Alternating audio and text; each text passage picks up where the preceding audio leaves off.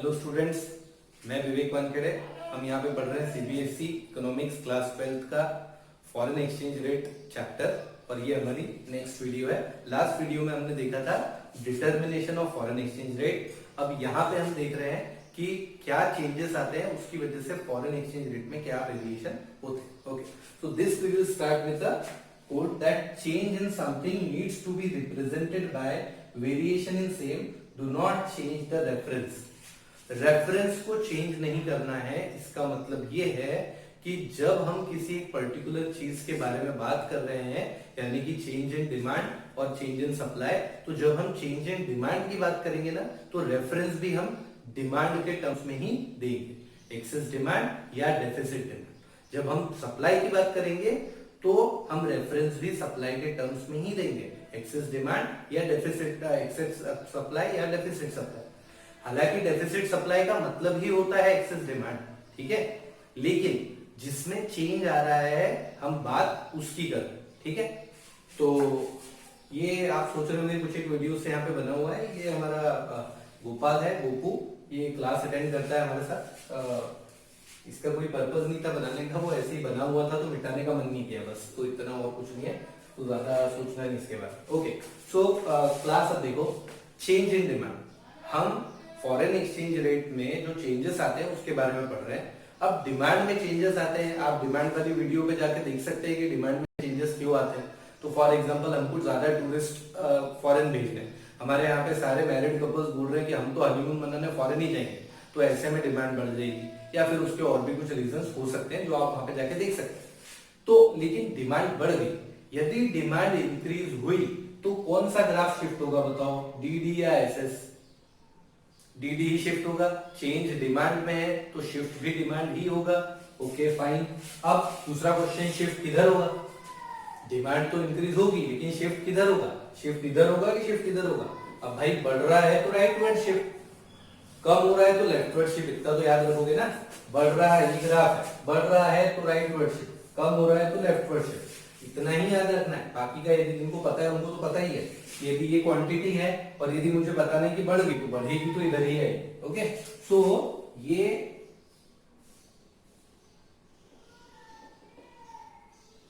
T1 D dash D ये नया graph है। इसमें इंक्रीज इन डिमांड दिख गया, डिमांड का ग्राफ बढ़ गया है, इंक्रीज हो चुका है, मतलब ग्राफ बनाने वाला एक काम तो मेरा खत्म हो गया। अब मैंने आपसे लास्ट वीडियो में कहा था कि इसको, ये जो ई है, इसको हमने क्या नाम दिया था? ई को हमने कहा था ओरिजिनल इक्विलिब्रियम। आ गया होगा कुछ बच्चों को समझ में कि हमने ये क्यों नाम दिया। ओरिजिनल इक्विलिब्रियम इसलिए क्योंकि अब दो हो गए, अब ये भी हो गया और अब ये भी हो गया। अब ये वाला भी इक्विलिब्रियम ही है, इसलिए इसको क्या नाम दिया? Original equilibrium. ओल्ड इक्विलिब्रियम भी बोल सकते हैं, रेफरेंस की बात है, आपको जैसा बोलना है वैसा बोलो। मैं ओरिजिनल इक्विलिब्रियम बोल रहा हूं, आप कुछ और बोल लो। ये पुराना वाला इक्विलिब्रियम। अब देखो हुआ क्या, डिमांड इंक्रीज हो गई, तो डिमांड इंक्रीज होने से ये जो ग्राफ है डी ग्राफ, ये डी ग्राफ अब किसी काम का रहा नहीं, क्योंकि अब तो डिमांड चेंज हो गई। तो अब मुझे कुछ भी नया कंसिडर करना है तो मैं कहां करूंगा? D1 में। लेकिन इनके क्वेश्चन का आंसर कैसे किया जाता है, इसको समझा कैसे जाता है कि डिमांड के इंक्रीज होने की वजह से ओरिजिनल इक्विलिब्रियम पे क्या सिचुएशन आ गई, ये बताओ। ओरिजिनल इक्विलिब्रियम पे क्या सिचुएशन, ओल्ड इक्विलिब्रियम पे क्या सिचुएशन आ गई? इस ग्राफ के यहां जाने की वजह से, देखो इस ग्राफ पे तो सब बराबर था, लेकिन जब ये ग्राफ यहां चला गया तो अब देखो इस ग्राफ की क्या पोजीशन। तो इस ग्राफ की पोजीशन बताने के लिए आपको क्या करना पड़ता है? सिंपल सा काम, एक हॉरिजॉन्टल लाइन खींच दो बस। बस कहां से खींचनी है हॉरिजॉन्टल लाइन? पुराने इक्विलिब्रियम से खींचनी है। पुराने इक्विलिब्रियम या ओरिजिनल इक्विलिब्रियम से आपको हॉरिजॉन्टल लाइन खींचनी है। ये हर डायग्राम में अप्लाई करो। ओरिजिनल इक्विलिब्रियम से सीधी लाइन खींच दी, अब सीधी लाइन खींच दी, अब देखूंगा किसको? ऑब्वियसली भाई नए का जमाना है, अब हमको कौन देखता है? अब हमारे स्टूडेंट्स को देखते हैं। तो नया का जमाना है तो नए को देखा जाएगा, लेकिन रेफर पुराने से किया जाएगा। आज भी यदि मेरा स्टूडेंट कोई बाहर जाके कुछ गलत काम करेगा ना, तो पहली गाली मुझे ही पड़ेगी, क्योंकि मैं टीचर हूं। मैं पढ़ा रहा हूँ तो ऑब्वियस सी बात है, तो पुराने के रेफरेंस में चेक किया जाएगा, लेकिन देखा किसको जाएगा, नए को। इसलिए आप मेरे स्टूडेंट्स हो, आप अच्छे काम करो, आप पॉजिटिवली देश को डेवलप करने के काम करो तो मेरा नाम अच्छा होगा। आप अच्छा काम नहीं करोगे तो आपका क्या होगा वो होगा, लेकिन मुझे गालियां पड़ेगी, ये पक्की बात है। तो इक्विलिब्रियम ये वाला है, हमने देखा, इसको लाइन खींच दी। अब बताओ यहाँ क्या सिचुएशन दिख रही है आपको, अब बताओ, क्योंकि आपने अभी रिसेंटली पिछले ही वीडियो में ग्राफ देखा है, तो आपको पता है कि जब पुरानी जो कोई भी इक्विलिब्रियम रहता है उसके नीचे वाली स्टेट में कहीं भी जाते हैं तो it is a situation of excess demand. It is a situation of excess demand. तो वही सिचुएशन आ गई, देखो यहाँ पे एक्सेस डिमांड। अब नया डिमांड ये है, सप्लाई तो अभी भी यही है पुराने वाले पे, लेकिन नया डिमांड ये है। जब एक्सेस डिमांड होता है, ये तो पुराना वाला रेट है ना, एक्सेस डिमांड, डिमांड ज्यादा सप्लाई कम, तो जब डिमांड ज्यादा होती है तो रेट बढ़ जाता है। जब रेट बढ़ जाता है तो डिमांड कम हो जाएगी, तो ये डिमांड है अभी, ये कम हो जाएगी, तो ये यहां,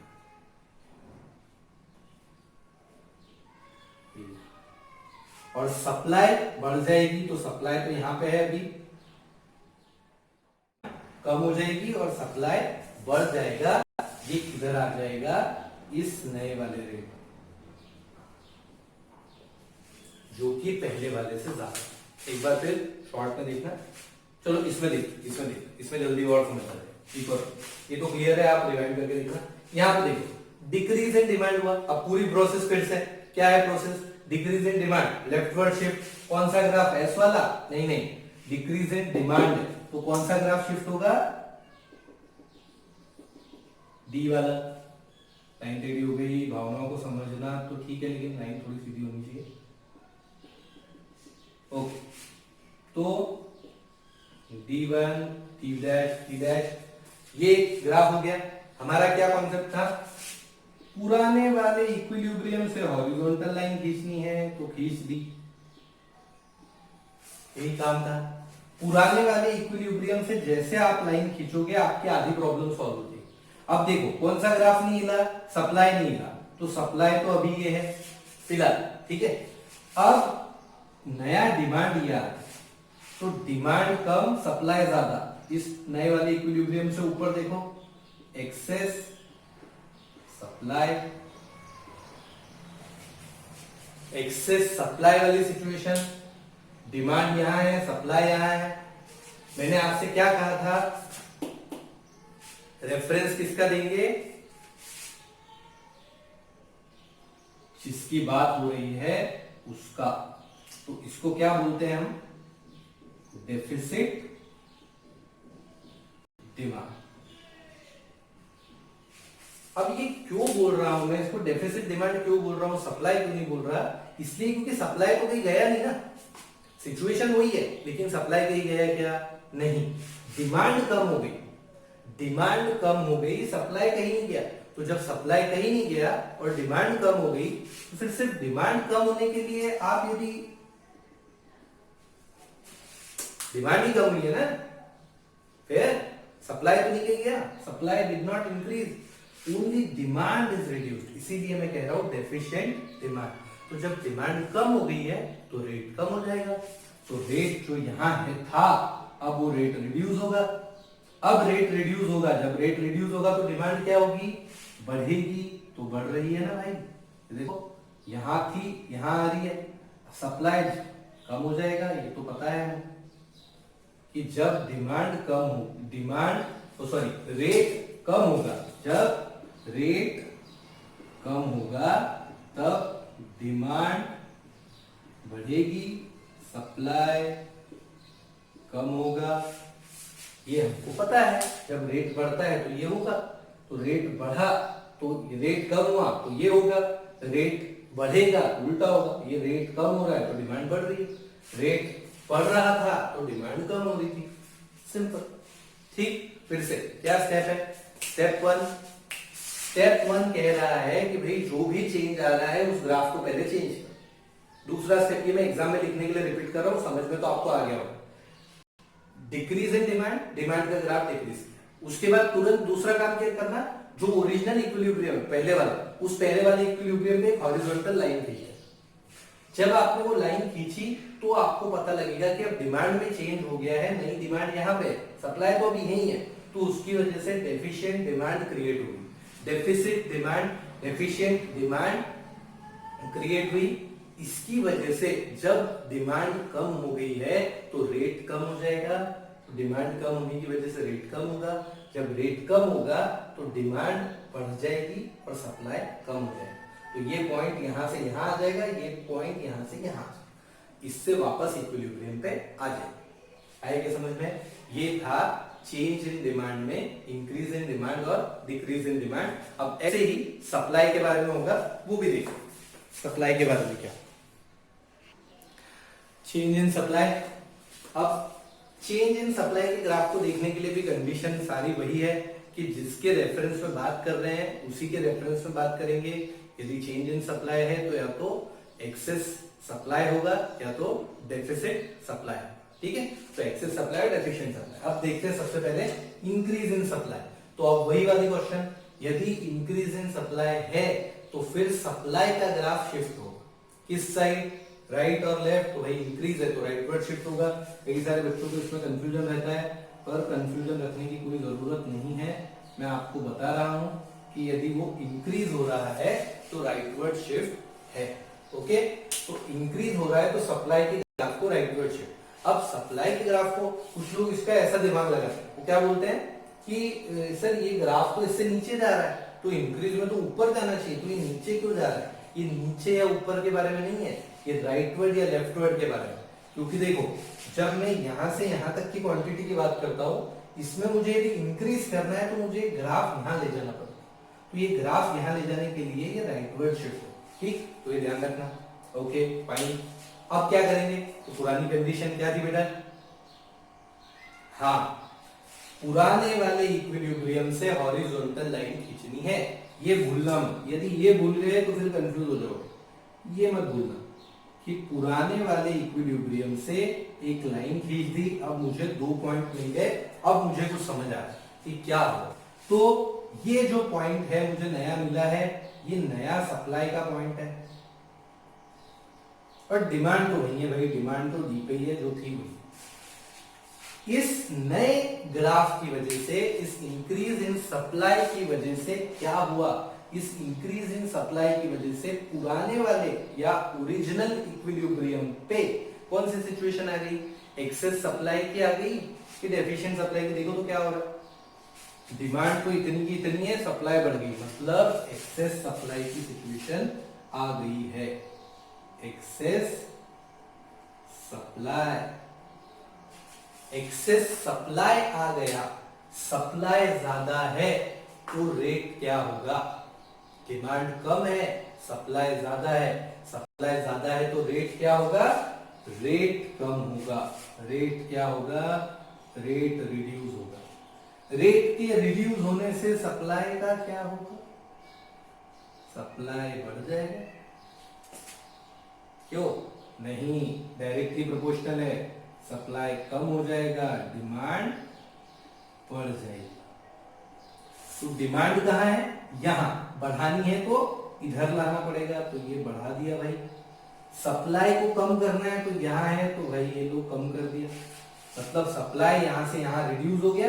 देखो सप्लाई इतना था इतना हो गया, डिमांड इतना था इतना हो गया। थोड़ा सा बना के देखोगे तो समझ आ जाएगा, बहुत इजी है कि सप्लाई यहां था यहां से कम हो गया। और ये वाला पॉइंट क्यों पता लगा, क्योंकि हमने वो अपनी कंडीशन याद रखी है कि हमको हॉरिजॉन्टल लाइन खींचनी है पुराने वाले इक्विलिब्रियम से, ओरिजिनल इक्विलिब्रियम से हमको लाइन खींचनी है, तब हमारा ग्राफ कभी गलत नहीं बनता। होता क्या है, हम ये एरो गलत बना देते हैं एग्जाम में। जब एरो गलत बन जाता है तो एग्जामिनर जब वो चेक कर रहा होता है, उसके पास कोई इतना टाइम नहीं है कि वो आपके अंतरात्मा में उतर के ये जाने कि आप एक्चुअली क्या सोच रहे थे उससे, इतना नहीं सोच पाएगा, है ना। मतलब इतना समय नहीं होता कि नहीं अरे ये बच्चा तो यही सोच रहा होगा, वो तो उसने गलती से एरो बना दिया, ऐसा नहीं है।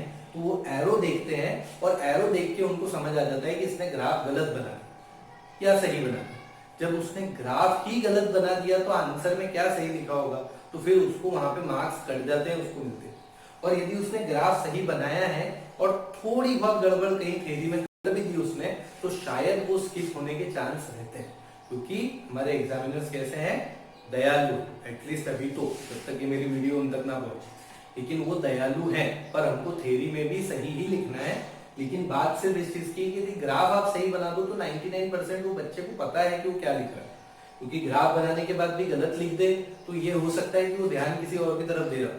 लेकिन यदि वो बच्चा नॉर्मली क्लास 12th में आया है तो ग्राफ देख के तो सही लिख ही देगा, और यदि ग्राफ सही बना रहा है तो वो सही ही लिखेगा। It is a normal consideration, ठीक है, प्रोबेबिलिटी चलेगी वहां पे।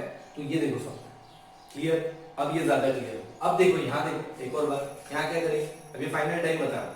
पहली स्टेप क्या है, पहली स्टेप पढ़ना, क्या पढ़ना, किसमें चेंज है, चेंज इन सप्लाई, क्या हो रहा है, डिक्रीज, डिक्रीज किसमें, सप्लाई है, तो डिक्रीज होगा तो इधर लेफ्टवर्ड शिफ्ट, डिक्रीज होगा तो लेफ्टवर्ड शिफ्ट, लेफ्टवर्ड शिफ्ट होगा तो ग्राफ कैसा दिखेगा,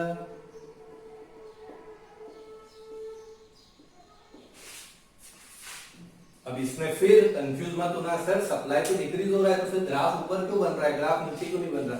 बात ऊपर नीचे की नहीं है, सप्लाई इतना था रिड्यूस हो गया, इतना था रिड्यूस हो गया, तो ये रिडक्शन इस तरफ बताता है लेफ्टवर्ड में। ग्राफ बना के देख ले, वो ऊपर नीचे वाला सिस्टम नहीं है, तो सप्लाई लेफ्टवर्ड और राइटवर्ड, तो डिक्रीज में लिख देता हूं लेफ्टवर्ड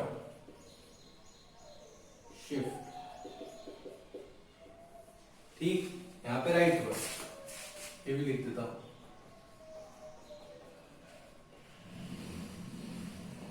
शिफ्ट रोटेशन, वो पढ़े थे ना पहले, शिफ्ट दोनों पैर हिल गए तो शिफ्ट, एक पैर हिला तो रोटेशन, माइक्रो इकोनॉमिक्स तो चीज ही अलग है। ओके, तो डिक्रीज इन सप्लाई से लेफ्टवर्ड शिफ्ट हो गया, एस डैश एस डैश। इस लेफ्टवर्ड शिफ्ट, अगला रूल क्या है, थंब रूल, क्या बताया मैंने आपको, क्या करना है, पुराने वाले इक्विलिब्रियम पे हॉरिजॉन्टल लाइन खींच देनी है। ओरिजिनल इक्विलिब्रियम कहां है, यहां है, तो बिंदास बिना सोचे समझे लाइन की, ओहो लाइन गलत बन गई,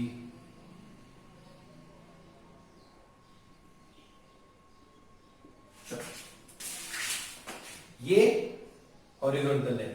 अब इस लाइन की वजह से क्या हुआ, ओके, अब इस लाइन की वजह से क्या हुआ, इस लाइन की वजह से अब मैं इस जगह सिचुएशन देख रहा हूं, देखो क्या हुआ, यहां पे सप्लाई कम हो गया और डिमांड तो उतना का उतना ही है, तो ये कौन सी सिचुएशन हो गई, डेफिशिएंट सप्लाई। डेफिशिएंट सप्लाई मतलब एक्सेस डिमांड होता है, वो आपको पता है, डेफिशिएंट सप्लाई, जब सप्लाई कम हो गया है तो रेट अब क्या हो जाएगा, रेट जो भी हो उससे बढ़ जाएगा। जब रेट बढ़ेगा, रेट बढ़ेगा तो डिमांड का क्या होगा, सप्लाई का देख लो पहले, क्योंकि सप्लाई बढ़ रहा है, सप्लाई का क्या होगा, रेट बढ़ेगा तो सप्लाई बढ़ जाएगा, डायरेक्टली प्रोपोर्शनल, रेट बढ़ेगा तो डिमांड कम हो जाएगी, इनवर्सली प्रोपोर्शनल। तो रेट बढ़ा है, डिमांड कहां है, यहां, सप्लाई कहां है, यहां, सप्लाई इतना है, बढ़ाना है, तो कैसे बढ़ाएंगे, ऐसे बढ़ाएंगे, डिमांड यहां है, कम करनी है, तो कैसे करेंगे, ऐसे, मतलब ये इस साइड से चले जाएंगे एरोज, इधर बढ़ाएंगे, कम करेंगे, नया वाला इक्विलिब्रियम पे पहुंचे। यानी कि अब हमको ये बहुत अच्छे से क्लियर हो गया कि increase in demand, decrease in demand, increase in supply, decrease in supply, चारों सिचुएशन में हमको पुराने इक्विलिब्रियम पे हॉरिजॉन्टल लाइन खींचनी है और उसके अकॉर्डिंग रेफरेंस चेक करना है, और फिर हम उससे डिसाइड करेंगे कि अल्टीमेटली वो इक्विलिब्रियम की तरफ जाएगा। This will be the final conclusion, always it will move towards the equilibrium. फिर बुक रीडिंग इज मस्ट बेटा, किताब साथ साथ में पढ़ते रहना और एग्जाम के क्वेश्चंस देखते रहना, ओके, साथ में, सही, लास्ट के लिए नहीं छोड़ना, एग्जाम के क्वेश्चंस अभी से देखते रहना। जो भी डाउट हो क्वेरी आप कमेंट में डाल सकते हैं। अगला वीडियो फॉरेन एक्सचेंज रेट का लास्ट वीडियो होगा, जिसमें हम फॉरेन एक्सचेंज मार्केट के बारे में, ओके, थैंक यू।